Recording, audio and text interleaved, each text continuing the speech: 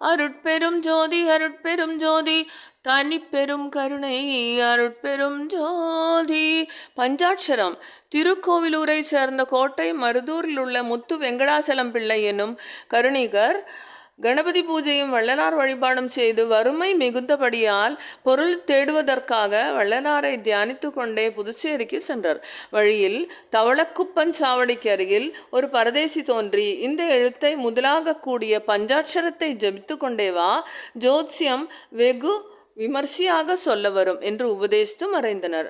பிறகு அப்படியே பிள்ளை புதுவையில் மிக பிரபலமாயிருந்த சண்முக வேலாயுத முதலியாரிடம் தம் வறுமையை குறித்து சொல்லி முதலியாருக்கு நடக்கப் போகும் பல சுப செய்திகளை எடுத்து கூறினர். முதலியாரிடம் சிறிது பொருள் பெற்று தம்மூர் வந்து சேர்ந்து ஜோசியத்தால் பெரும் பொருள் பெற்று சுகமடைந்தனர். இது சாமு கந்தசாமி பிள்ளை சரித்திரம், பக்கம் 65 உள்ளது.